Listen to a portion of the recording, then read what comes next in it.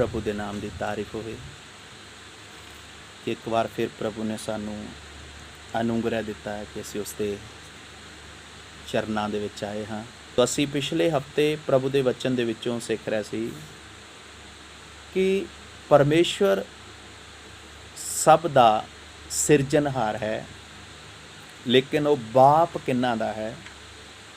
वो बाप उन्हां दा है जिन्हां ने नवें सिरे तो की पाया, जन्म पाया। तो आइए अज असीं प्रभु के वचन चो देखांगे परमेश्वर दे पुत्र होने का हक प्राप्त करना। सर्वशक्तिमान परमेश्वर दे पुत्र होने का हक प्राप्त करना, ये बहुत उच्ची पदवी है। ये बहुत उच्ची पदवी किस तरह है? सर्वशक्तिमान परमेश्वर दे की कहलाउणा, पुत्र कहलाउणा। तो आइए अज दे अध्ययन दे लई असीं प्रभु दे वचन चों एक वचन देखांगे। इफसियां दी पत्री उसका दूसरा अध्याय, अफिसियों की पत्री दूसरा अध्याय 19 वचन देखांगे। इसलिए तुम अब विदेशी और मुसाफिर नहीं रहे, परंतु पवित्र लोगों के संगी, सब देशी और परमेश्वर के घराने के हो गए। सो हुण तो तुसी ओपरे अते परदेसी नहीं, सगों संतां दे वतनी अते परमेश्वर दे घराने दे हो। हाँ, इधर प्रभु दा पवित्र वचन सानू दस रहा है कि हुण तो तुसी ओपरे अते परदेसी नहीं हो, सगों संतां दे द्वारा परमेश्वर दे घराने दे हो। तो एक व्यक्ति परमेश्वर दे घराने दा कदों बनदा है? जदों उसदा नवें सिरे तो जन्म हुंदा है। नवें सिरे तो जन्म पाउण दा मतलब जद एक व्यक्ति परमेश्वर दा वचन सुनदा है, वचन सुनदे सुनदे उन्हें पता चलता है कि मैं पापी हाँ, मैं गुनेगार हाँ, परमेश्वर पवित्र है और मैं अज उस पवित्र परमेश्वर दे चरनां दे विच आया हाँ। और ओ परमेश्वर जिहड़ा सब दा सिरजनहार है, और जदों असीं अपने पाप नूं मनदे हाँ, मन के छड्डदे हाँ और पाप नूं मनण दे लई अपना मन परमेश्वर नूं खोल के दिंदे हाँ, उस तो बाद परमेश्वर दा पवित्र आत्मा इस परमेश्वर दे वचन दे बीज नूं साडे अंदर लैके आउंदा है। वचन दे बीज नूं अंदर लैके जदों आउंदा है तां इह वचन दा बीज साडे आत्मा दे अंदर आ जांदा आ। जदों आत्मा दे अंदर इह वचन दा बीज आ गया तां एक व्यक्ति दा उस समय नवें सिरे तो जन्म हो गया। जद नवें सिरे तो जन्म हो गया, ओ व्यक्ति है परमेश्वर दे घराने दा, ओ व्यक्ति है परमेश्वर दे खानदान दा, ओ व्यक्ति है परमेश्वर दे घर विच जन्म पाया होया। तो नवें सिरे तो जन्म पाया होया व्यक्ति ही परमेश्वर दे घराने दा है। तो आइए एक होर वचन देखांगे, पहला पतरस 1:23 वचन। पहला पतरस 1 अध्याय उसका 23 वचन देखांगे।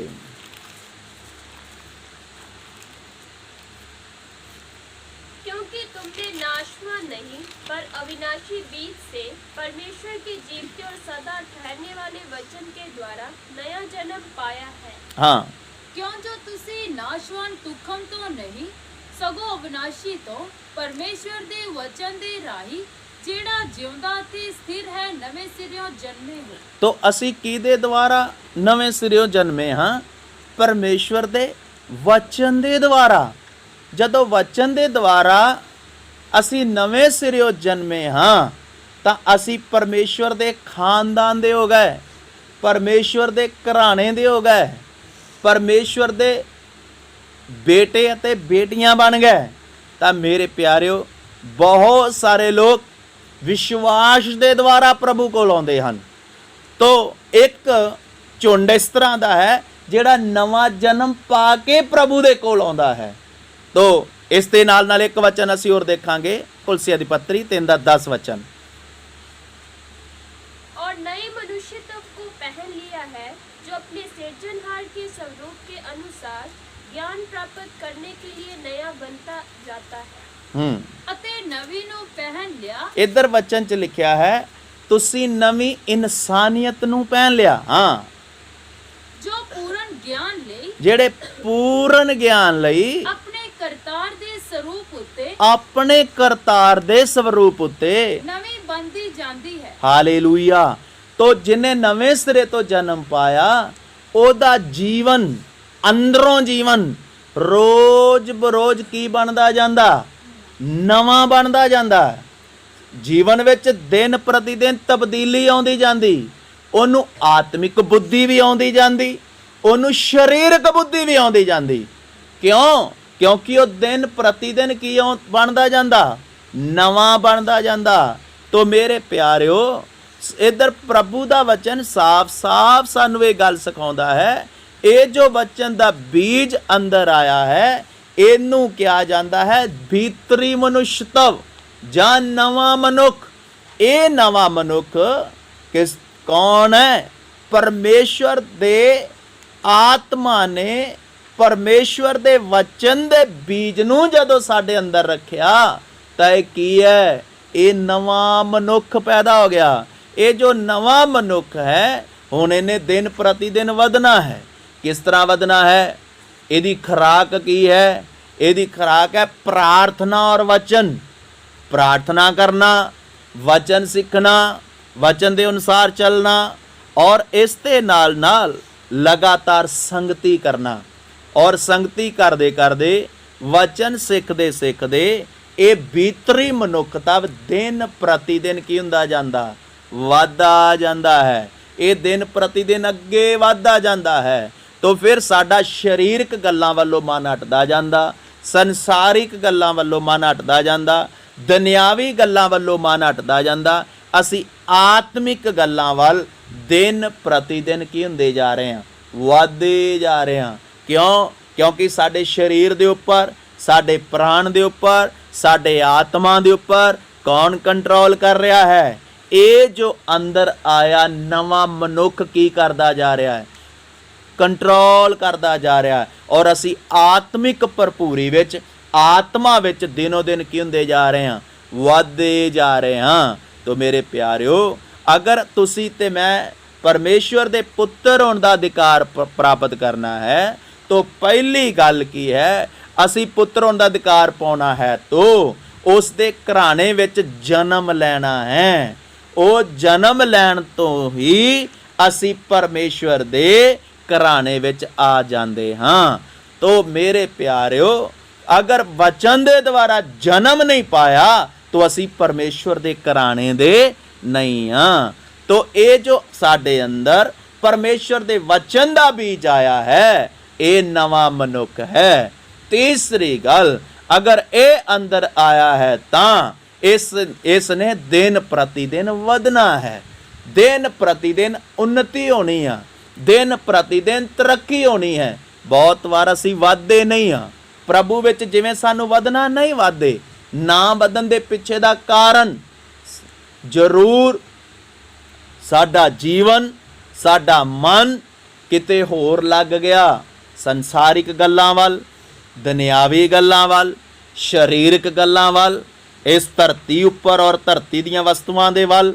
ਇਹਨਾਂ ਵੱਲੋਂ ਧਿਆਨ ਹਟਾ ਕੇ ਆਪਣਾ ਧਿਆਨ ਪਰਮੇਸ਼ਵਰ ਦੇ ਪਵਿੱਤਰ ਵਚਨ ਦੇ ਵੱਲ ਔਰ ਪ੍ਰਾਰਥਨਾ ਦੇ ਵੱਲ ਔਰ ਸੰਗਤੀ ਦੇ ਵੱਲ, ਜਿਨ੍ਹਾਂ ਦੇ ਦੁਆਰਾ ਸਾਡੀ ਆਤਮਿਕ ਉન્નਤੀ ਹੋਵੇ, ਜਿਨ੍ਹਾਂ ਦੇ ਦੁਆਰਾ ਸਾਨੂੰ ਆਤਮਿਕ ਬਲ ਮਿਲੇ, ਜਿਨ੍ਹਾਂ ਦੇ ਦੁਆਰਾ ਅਸੀਂ ਆਤਮਿਕ ਗੱਲਾਂ ਵਿੱਚ ਅੱਗੇ ਵਧੀਏ, ਜਿਨ੍ਹਾਂ ਦੇ ਦੁਆਰਾ ਸਰੀਰਕ ਗੱਲਾਂ ਦੇ ਉੱਪਰ ਅਸੀਂ ਕੀ ਪਾ ਸਕੀਏ?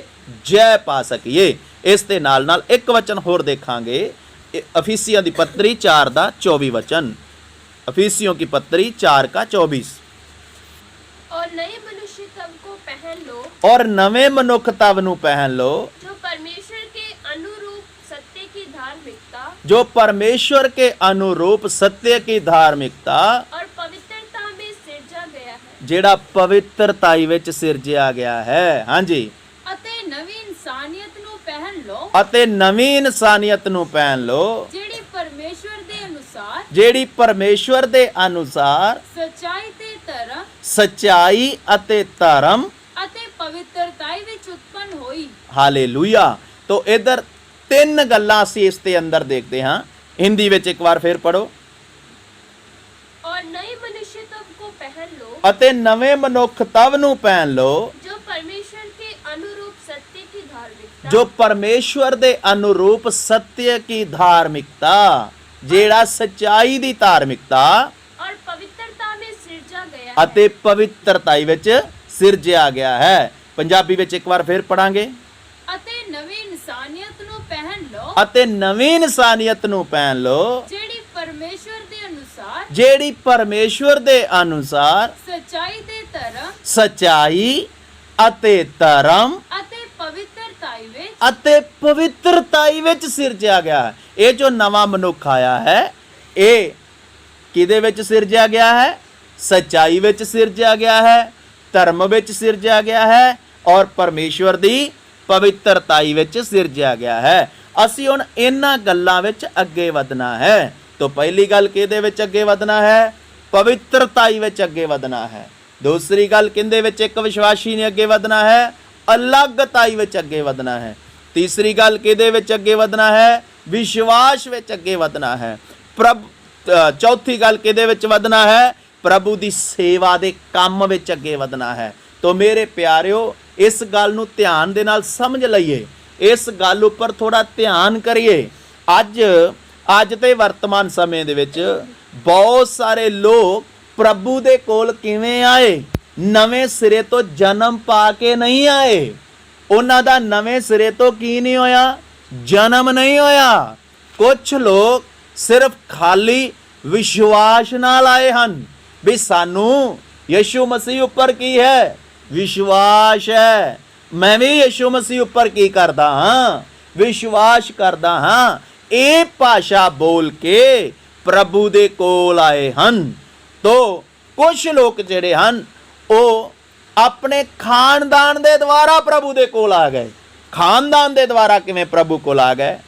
ਬਾਪ ਦਾਦਾ ਵਿਸ਼ਵਾਸੀ ਹੋਣ ਦੇ ਕਾਰਨ, ਬਾਪ ਦਾਦਾ ਯਿਸੂ ਮਸੀਹ ਉੱਪਰ ਵਿਸ਼ਵਾਸ ਕਰਨ ਦੇ ਕਾਰਨ ਉਹ ਲੋਕ ਪ੍ਰਭੂ ਦੇ ਨਜ਼ਦੀਕ ਆ ਗਏ, ਪ੍ਰਭੂ ਦੇ ਕੋਲ ਆ ਗਏ।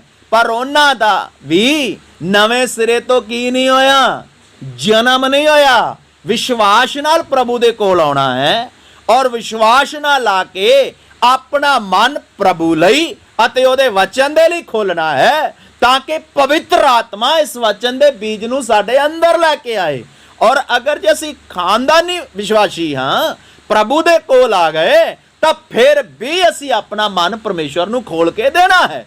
ਔਰ ਬਹੁਤ ਸਾਰੇ ਲੋਕ ਕਹਿੰਦੇ ਅਸੀਂ ਖਾਨਦਾਨੀ ਮਸੀਹ ਹਾਂ, ਸਾਡੀਆਂ ਪੀੜ੍ਹੀਆਂ ਤੋਂ ਹੀ ਅਸੀਂ ਪ੍ਰਭੂ ਤੇ ਵਿਸ਼ਵਾਸ ਕਰਦੇ ਹਾਂ। ਹੇ ਮੇਰੇ ਵਿਸ਼ਵਾਸੀ ਭਾਈ ਭੈਣ, ਅਜੇ ਤੱਕ ਤੇਰਾ ਨਵੇਂ ਸਿਰੇ ਤੋਂ ਕੀ ਨਹੀਂ ਹੋਇਆ? ਜਨਮ ਨਹੀਂ ਹੋਇਆ। ਤੋ ਤੀਸਰੀ ਗੱਲ, ਕੁਝ ਲੋਕ ਪਰਮੇਸ਼ਵਰ ਦੇ ਕੋਲੋਂ ਕੁਝ ਪਾਉਣ ਦੇ ਲਈ ਆਏ ਹਨ ਜਾਂ ਪਾ ਕੇ ਆਏ ਹਨ। ਕੀ ਕਹਿੰਦੇ ਹਨ ਕਿ ਸਾਡੇ ਕਈ ਮਸਲੇ ਸੀ, ਸਾਡੇ ਕਈ ਪ੍ਰੋਬਲਮਸ ਚੱਲਦੀ ਸੀ, ਸਾਡੇ ਜੀਵਨ 'ਚ ਬਿਮਾਰੀ ਸੀ, ਅਸੀਂ ਪ੍ਰਭੂ ਦੇ ਕੋਲ ਆ ਗਏ ਤੋ ਇਹ ਸਾਡੀ ਸਮੱਸਿਆ ਦਾ ਕੀ ਹੋ ਗਿਆ? ਹੱਲ ਹੋ ਗਿਆ। ਔਰ ਉਸ ਦਿਨ ਤੋਂ ਅਸੀਂ ਯਿਸੂ ਮਸੀਹ ਤੇ ਵਿਸ਼ਵਾਸ ਕਰਨਾ ਕੀ ਕੀਤਾ? ਸ਼ੁਰੂ ਕਰ ਦਿੱਤਾ। ਅੱਛੀ ਗੱਲ ਹੈ। ਉਹ ਪਰਮੇਸ਼ਵਰ ਨੇ ਤੇਰੀ ਸਮੱਸਿਆ ਦਾ ਸਮਾਧਾਨ ਕਿਉਂ ਕੀਤਾ?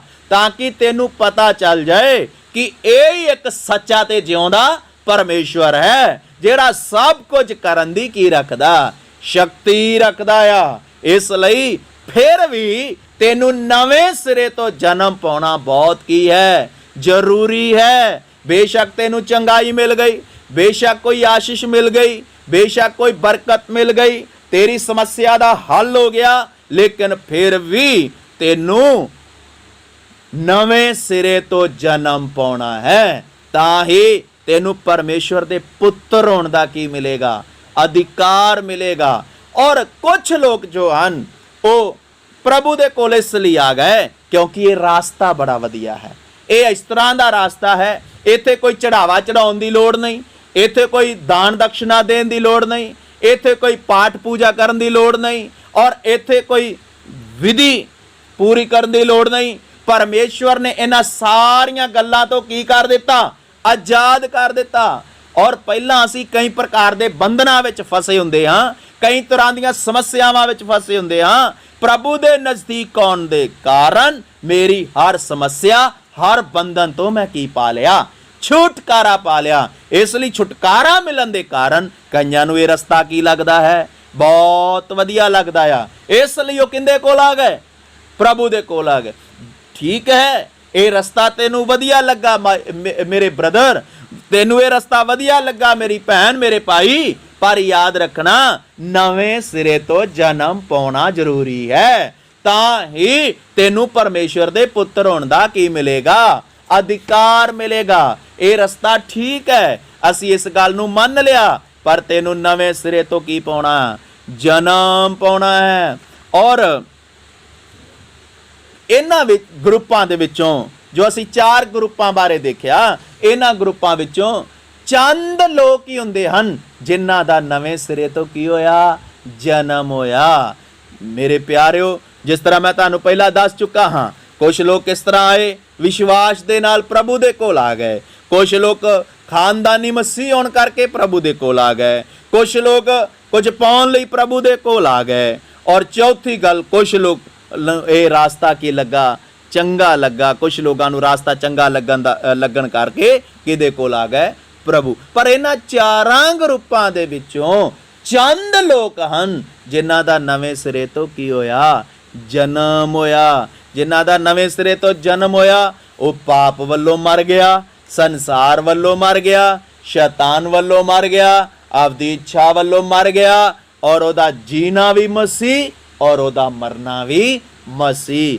ਕਿਉਂ? ਕਿਉਂਕਿ ਉਹਨੂੰ ਸਮਝ ਆ ਗਈ ਇਹ ਮੇਰਾ ਜਿਹੜਾ ਜੀਵਨ ਹੈ ਇਹ ਥੋੜੀ ਦੇਰ ਦਾ ਹੈ। ਇਹ ਜਿਹੜਾ ਧਰਤੀ ਹੈ ਔਰ ਆਸਮਾਨ ਹੈ ਵੀ ਥੋੜੀ ਦੇਰ ਦੀ ਹੈ। ਅਸੀਂ ਇਸ ਧਰਤੀ ਤੇ ਪਰਦੇਸੀ ਤੇ ਮੁਸਾਫਰ ਹਾਂ। ਇੱਕ ਦਿਨ ਅਸੀਂ ਇਹ ਦੁਨੀਆ ਛੱਡ ਕੇ ਜਾਣਾ ਹੈ। ਇੱਕ ਦਿਨ ਜੋ ਕੁਝ ਕਮਾਇਆ, ਚਾਹੇ ਉਹ ਮੈਂ ਮਿਹਨਤ ਕਰਕੇ ਕਮਾਇਆ, ਚਾਹੇ ਉਹ ਮੈਂ ਯਿਸੂ ਦੇ ਨਾਂ ਤੇ ਕਮਾਇਆ, ਚਾਹੇ ਉਹ ਮੈਂ ਕਿਸੇ ਤਰ੍ਹਾਂ ਦਾ ਵੀ ਕਮਾਇਆ, ਇੱਕ ਦਿਨ ਸਭ ਕੁਝ ਛੱਡ ਕੇ ਜਾਣਾ ਪਏਗਾ। ਲੇਕਿਨ ਉਧਰ ਸਵਰਗ ਦਾ ਪਰਮੇਸ਼ਵਰ ਪ੍ਰਭੂ ਯਿਸੂ ਮਸੀਹ ਨੇ ਸਾਡੇ ਨਾਲ ਇੱਕ ਵਾਅਦਾ ਕੀਤਾ ਹੈ। ਉਹ ਵਾਅਦਾ ਕੀ ਹੈ? ਤੁਹਾਡਾ ਮਨ ਨਾ ਘਬਰਾਏ, ਮੇਰੇ ਪਿਤਾ ਦੇ ਘਰ ਵਿੱਚ ਬਹੁਤ ਸਾਰੇ ਸਥਾਨ ਹੈ, ਨਹੀਂ ਤਾਂ ਮੈਂ ਤੁਹਾਨੂੰ ਕਹਿ ਦਿੰਦਾ। ਫਿਰ ਵੀ ਮੈਂ ਤੁਹਾਡੇ ਲਈ ਕੀ ਤਿਆਰ ਕਰਨ ਜਾ ਰਿਹਾ? ਜਗ੍ਹਾ ਤਿਆਰ ਕਰਨ ਜਾ ਰਿਹਾ। ਉਸ ਨੂੰ ਪਤਾ ਚੱਲ ਗਿਆ ਕਿ ਇਹ ਮੈਂ ਸਭ ਕੁਝ ਛੱਡ ਕੇ ਇੱਕ ਦਿਨ ਵਾਪਸ ਜਾਣਾ ਆ। ਹੁਣ ਮੈਂ ਕਿੱਧਰ ਦੀ ਤਾਂਘ ਰੱਖਣੀ? ਮੇਰੀ ਉਮੀਦ ਕਿੱਧਰ ਦੀ ਹੋਣੀ? ਮੇਰੀ ਆਸ਼ਾ ਕਿੱਧਰ ਦੀ ਹੋਣੀ? ਸਵਰਗ ਦੀ ਆਸ਼ਾ ਹੋਣੀ ਹੈ। ਮੈਂ ਸਵਰਗ ਦੇ ਰਾਜ ਵਿੱਚ ਪ੍ਰਵੇਸ਼ ਕਰਨਾ ਆ। ਇਸ ਲਈ ਉਹ ਜਿਉਂਦੇ ਜੀ ਆਪਣੇ ਆਪ ਨੂੰ ਪਰਮੇਸ਼ਵਰ ਦੇ ਰਾਜ ਦੇ ਲਈ, ਸਵਰਗ ਦੇ ਰਾਜ ਦੇ ਲਈ ਯਿਸੂ ਮਸੀਹ ਦੇ ਨਾਲ ਬੱਦਲਾਂ ਤੇ ਉਠਾਏ ਜਾਣ ਦੀ ਕੀ ਕਰਦਾ? ਤਿਆਰੀ ਕਰਦਾ। ਤੋ ਨਵੇਂ ਸਿਰੇ ਤੋਂ ਜਨਮ ਪਾਇਆ ਹੋਇਆ ਵਿਅਕਤੀ ਹਮੇਸ਼ਾ ਕੀ ਕਰੇਗਾ? ਉਹਦਾ ਪ੍ਰਾਰਥਨਾ ਦਾ ਜੀਵਨ ਹੋਏਗਾ, ਵਚਨ ਦੇ ਅਨੁਸਾਰ ਚੱਲਣ ਦਾ ਮਨ ਹੋਏਗਾ, ਔਰ ਵਚਨ ਦੇ ਅਨੁਸਾਰ ਆਤਮਿਕ ਰੂਪ ਚ ਉન્નਤੀ ਔਰ ਤਰੱਕੀ ਕਰਨ ਦਾ ਕੀ ਹੋਏਗਾ? ਮਨ ਹੋਏਗਾ। ਉਹ ਗਿਆਨ ਨਹੀਂ ਇਕੱਠਾ ਕਰੇਗਾ, ਦੂਸਰਿਆਂ ਨਾਲ ਬਹਿਸ ਕਰਨ ਦੇ ਲਈ ਬਾਈਬਲ ਦਾ ਗਿਆਨ ਪ੍ਰਾਪਤ ਨਹੀਂ ਕਰੇਗਾ। ਉਹ ਵਚਨ ਇਸ ਲਈ ਸਿੱਖੇਗਾ ਕਿ ਇਹ ਮੇਰੇ ਆਤਮਿਕ ਜੀਵਨ ਦਾ ਭੋਜਨ ਹੈ। ਮੈਂ ਇਹ ਆਤਮਿਕ ਜੀਵਨ ਖਾ ਕੇ ਆਤਮਾ ਵਿੱਚ ਬਲਵੰਤ ਬਣਨਾ ਆ। ਇਹ ਭੋਜਨ ਖਾ ਕੇ ਮੈਂ ਆਤਮਾ ਵਿੱਚ ਭਰਪੂਰ ਹੋਣਾ ਆ। ਉਹ ਦੂਸਰਿਆਂ ਦੇ ਲਈ ਕੀ ਨਹੀਂ ਬਣੇਗਾ? ਬਹਿਸ ਦਾ ਕਾਰਨ ਨਹੀਂ ਬਣੇਗਾ। ਇਸ ਲਈ ਜਿਹੜੇ ਆਤਮਿਕ ਲੋਕ ਹੁੰਦੇ ਹਨ, ਪਰਮੇਸ਼ਵਰ ਦੇ ਲੋਕ ਹੁੰਦੇ ਹਨ, ਉਹ ਕਦੇ ਕਿਸੇ ਨਾਲ ਕੀ ਨਹੀਂ ਕਰਦੇ? ਬਹਿਸ ਨਹੀਂ ਕਰਦੇ। ਉਹ ਸੱਚਾਈ ਦੱਸਦੇ ਹਨ। ਸੱਚਾਈ ਦੱਸਣ ਦੇ ਕਾਰਨ ਚਾਹੇ ਉਹਨਾਂ ਦੀ ਬਦਨਾਮੀ ਹੋਏ, ਚਾਹੇ ਉਹਨਾਂ ਦੀ ਨਿੰਦਿਆ ਹੋਏ, ਚਾਹੇ ਕੋਈ ਕੁਛ ਵੀ ਬੋਲੇ, ਉਹ ਸਭ ਕੁਝ ਸਹਿਣ ਲਈ ਕੀ ਹੋ ਜਾਂਦੇ? ਤਿਆਰ ਹੋ ਜਾਂਦੇ। ਕਿਉਂ? ਕਿਉਂਕਿ ਯਿਸੂ ਮਸੀਹ ਨੇ ਕੋਈ ਪਾਪ ਨਹੀਂ ਕੀਤਾ। ਬਾਈਬਲ ਵਿੱਚ ਸਾਫ਼-ਸਾਫ਼ ਲਿਖਿਆ ਹੈ, ਜਾਂਚਿਆ ਗਿਆ, ਪੜਤਾਲ ਕੀਤੀ ਗਈ, 7 ਕਚਹਿਰੀਆਂ ਵਿੱਚ ਪੇਸ਼ ਕੀਤਾ ਗਿਆ, ਫਿਰ ਵੀ ਪ੍ਰਭੂ ਯਿਸੂ ਮਸੀਹ ਦੇ ਅੰਦਰ ਕੀ ਨਹੀਂ ਪਾਇਆ ਗਿਆ? ਕੋਈ ਦੋਸ਼ ਨਹੀਂ ਪਾਇਆ ਗਿਆ। ਪਿਲਾਤੁਸ ਨੇ ਕੀ ਬੋਲਿਆ? ਮੈਂ ਇਸ ਦੇ ਵਿੱਚ ਕੋਈ ਕੀ ਨਹੀਂ ਦੇਖਦਾ, ਕੋਈ ਦੋਸ਼ ਨਹੀਂ ਦੇਖਦਾ। ਮੇਰੇ ਪਿਆਰਿਓ, ਦੁਨੀਆ ਜੋ ਮਰਜ਼ੀ ਬੋਲੇ, ਦੁਨੀਆ ਜੋ ਮਰਜ਼ੀ ਕਹੇ, ਪਰ ਤੁਸੀਂ ਤੇ ਮੈਂ ਸਚਾਈ ਦੱਸਣੀ ਹੈ। ਬਹਿਸ ਨਹੀਂ ਕਰਨਾ, ਲੋਕਾਂ ਨੂੰ ਸਚਾਈ ਦੱਸਣੀ ਹੈ ਕਿ ਯਿਸੂ ਮਸੀਹ ਕੌਣ ਹੈ। ਉਹ ਈਸਾਈਆਂ ਦਾ ਗੁਰੂ ਨਹੀਂ, ਈਸਾਈਆਂ ਦਾ ਦੇਵਤਾ ਨਹੀਂ, ਈਸਾਈਆਂ ਦਾ ਅਵਤਾਰ ਨਹੀਂ। ਫਿਰ ਯਿਸੂ ਕੌਣ? ਉਹ ਮੁਕਤੀ ਦਾਤਾ ਹੈ। ਯਿਸੂ ਮਸੀਹ ਹੀ ਸਰਵ ਸ਼ਕਤੀਮਾਨ ਪਰਮੇਸ਼ਵਰ ਹੈ, ਜਿੰਦੇ ਕੋਲ ਪਾਪ ਮਾਫ ਕਰਨ ਦਾ ਅਧਿਕਾਰ ਹੈ। ਉਹ ਪਾਪੀਆਂ ਨੂੰ ਬਚਾਉਣ ਦੇ ਲਈ ਜਗਤ ਵਿੱਚ ਆਇਆ, ਔਰ ਉਹ ਕੋਈ ਧਰਮ ਬਣਾਉਣ, ਕੋਈ ਜਾਤੀ ਬਣਾਉਣ, ਕੋਈ ਮਜ਼ਹਬ ਬਣਾਉਣ ਇਸ ਸੰਸਾਰ ਵਿੱਚ ਨਹੀਂ ਆਏ। ਉਹ ਪਾਪੀਆਂ ਨੂੰ ਬਚਾਉਣ ਦੇ ਲਈ ਜਗਤ ਵਿੱਚ ਆਏ। ਇਸੇ ਲਈ ਉਸਨੇ ਕਰੂਸ ਉੱਪਰ ਆਪਣੀ ਜਾਨ ਦਿੱਤੀ। ਬੜੇ ਲੋਕਾਂ ਦਾ ਵਿਚਾਰ ਹੈ, ਬੜੇ ਲੋਕਾਂ ਦਾ ਇਹ ਸਵਾਲ ਹੈ ਕਿ ਅਗਰ ਯਿਸੂ ਮਸੀਹ ਇੰਨਾ ਹੀ ਸ਼ਕਤੀਸ਼ਾਲੀ ਹੈ, ਇੰਨਾ ਹੀ ਪਾਵਰਫੁਲ ਹੈ, ਤਾਂ ਫਿਰ ਉਹ ਆਪਣੇ ਆਪ ਨੂੰ ਬਚਾ ਕਿਉਂ ਨਹੀਂ ਸਕਿਆ? ਉਹ ਅਗਰ ਆਪਣੇ ਆਪ ਨੂੰ ਬਚਾਉਂਦਾ ਤਾਂ ਮਾਨਵ ਜਾਤੀ ਪਾਪ ਤੋਂ ਛੁਟਕਾਰਾ ਨਹੀਂ ਪਾ ਸਕਦੀ ਸੀ। ਉਹਨੇ ਪਾਪ ਤੋਂ ਛੁਟਕਾਰਾ ਦੇਣ ਦੇ ਲਈ, ਉਹਨੇ ਪਾਪ ਨੂੰ ਆਪਣੇ ਉੱਪਰ ਲੈ ਕੇ, ਉਹਨੇ ਪਾਪੀਆਂ ਦੀ ਜਾਨ ਬਚਾਉਣ ਦੇ ਲਈ, ਪਾਪੀ ਲੋਕਾਂ ਨੂੰ ਨਰਕ ਦੀ ਅੱਗ ਤੋਂ ਬਚਾਉਣ ਦੇ ਲਈ ਉਹਨੇ ਕਰੂਸ ਉੱਪਰ ਜਾਨ ਦਿੱਤੀ ਆ। ਇਸ ਲਈ ਅੱਜ ਜਿਹੜਾ ਸੱਚੇ ਮਨ ਤੋਂ ਯਿਸੂ ਮਸੀਹ ਉੱਤੇ ਵਿਸ਼ਵਾਸ ਕਰਦਾ ਆ, ਅੱਜ ਜਿਹੜਾ ਸੱਚੇ ਮਨ ਤੋਂ ਯਿਸੂ ਮਸੀਹ ਨੂੰ ਆਪਣਾ ਪ੍ਰਭੂ ਅਤੇ ਮੁਕਤੀਦਾਤਾ ਕਰਕੇ ਕਬੂਲ ਕਰਦਾ ਆ, ਉਹਦੇ ਪਾਪ ਮਾਫ ਹੋ ਜਾਂਦੇ ਹਨ, ਉਹਨੂੰ ਹਮੇਸ਼ਾ ਦਾ ਜੀਵਨ ਮਿਲ ਜਾਂਦਾ ਆ, ਉਹ ਨਰਕ ਦੀ ਅੱਗ ਤੋਂ ਬਚ ਜਾਂਦਾ ਆ, ਔਰ ਉਹ ਪਰਮੇਸ਼ਵਰ ਦਾ ਪੁੱਤਰ ਅਖਵਾਉਣ ਦਾ ਕੀ ਪ੍ਰਾਪਤ ਕਰ ਲੈਂਦਾ ਆ? ਅਧਿਕਾਰ ਪ੍ਰਾਪਤ ਕਰ ਲੈਂਦਾ ਆ। ਇਸ ਲਈ ਮੇਰੇ ਪਿਆਰਿਓ, ਇਧਰ ਕੋਈ ਧਰਮ ਦਾ ਸਵਾਲ ਨਹੀਂ, ਇਧਰ ਕੋਈ ਜਾਤੀ ਦਾ ਸਵਾਲ ਨਹੀਂ, ਇਧਰ ਕੋਈ ਬਰਾਦਰੀ ਦਾ ਸਵਾਲ ਨਹੀਂ, ਇਧਰ ਜ਼ਿੰਦਗੀ ਅਤੇ ਮੌਤ ਦਾ ਸਵਾਲ ਹੈ। ਇੱਕ ਦਿਨ ਸਭ ਨੇ ਦੁਨੀਆ ਛੱਡ ਕੇ ਜਾਣਾ ਆ, ਪਰਮੇਸ਼ਵਰ ਦੇ ਨਿਆਂ ਦੇ ਸਿੰਘਾਸਨ ਦੇ ਸਾਹਮਣੇ ਖੜਾ ਹੋਣਾ ਆ। ਮੇਰੇ ਪਿਆਰਿਓ, ਉਹ ਨਿਆਈ ਪਰਮੇਸ਼ਵਰ ਸਭ ਦਾ ਨਿਆਂ ਕਰੇਗਾ। ਉਹ ਕਿਹੜੀਆਂ ਕਿਹੜੀਆਂ ਗੱਲਾਂ ਦਾ ਨਿਆਂ ਕਰੇਗਾ? ਜਦੋਂ ਨਿਆਂ ਕਰੇਗਾ, ਉਹ ਨਿਆਈ ਹੈ। ਇਸ ਲਈ ਸਾਡੇ ਜੀਵਨ ਦੀਆਂ ਗੁੱਝੀਆਂ ਗੱਲਾਂ ਦਾ, ਜੋ ਅਸੀਂ ਆਪਣੇ ਜੀਵਨ ਵਿੱਚ ਕੀਤਾ, ਉਹਨਾਂ ਦਾ ਸਭ ਦਾ ਨਿਆਂ ਕਰੇਗਾ। ਤੋ ਕਿਤੇ ਉਹ ਨਾ ਹੋਵੇ ਤੁਸੀਂ ਤੇ ਮੈਂ ਉਸ ਨਿਆਂ ਵਿੱਚ ਫੇਲ ਹੋ ਜਾਈਏ। ਮੇਰੇ ਪਿਆਰਿਓ, ਨਿਆਈ ਆ ਰਿਹਾ ਹੈ, ਉਹ ਸਭ ਦਾ ਨਿਆਂ ਕਰਨ ਵਾਲਾ ਬਦਲਾਂ ਤੇ ਆ ਰਿਹਾ ਹੈ। ਇੱਕ ਸਮਾਂ ਸੀ ਜਦੋਂ ਮਨੁੱਖ ਬਣ ਕੇ ਧਰਤੀ ਤੇ ਆਇਆ, ਔਰ ਇੱਕ ਸਮਾਂ ਸੀ ਜਦੋਂ ਤੁਹਾਡੇ ਅਤੇ ਮੇਰੇ ਪਾਪੀਆਂ ਦੇ ਲਈ ਕਰੂਸ ਉੱਤੇ ਜਾਨ ਦੇ ਦਿੱਤੀ। ਇੱਕ ਸਮਾਂ ਸੀ ਜਦੋਂ ਤੀਸਰੇ ਦਿਨ ਮੁਰਦਿਆਂ ਵਿੱਚੋਂ ਜੀ ਉੱਠਿਆ। ਹੁਣ ਸਮਾਂ ਆਇਆ ਹੈ, ਉਹ ਬਦਲਾਂ ਤੇ ਮਹਿਮਾਮਈ ਪਰਮੇਸ਼ਵਰ ਆ ਰਿਹਾ ਹੈ। ਉਹ ਕਾਹਦੇ ਲਈ ਆ ਰਿਹਾ ਹੈ? ਉਹ ਆਪਣੇ ਲੋਕਾਂ ਨੂੰ ਲੈਣ ਦੇ ਲਈ ਆ ਰਿਹਾ ਹੈ, ਔਰ ਉਸ ਤੋਂ ਬਾਅਦ ਉਹ ਨਿਆਂ ਦੇ ਸਿੰਘਾਸਨ ਤੇ ਬੈਠ ਕੇ ਸਭ ਦਾ ਕੀ ਕਰੇਗਾ? ਨਿਆਂ ਕਰੇਗਾ।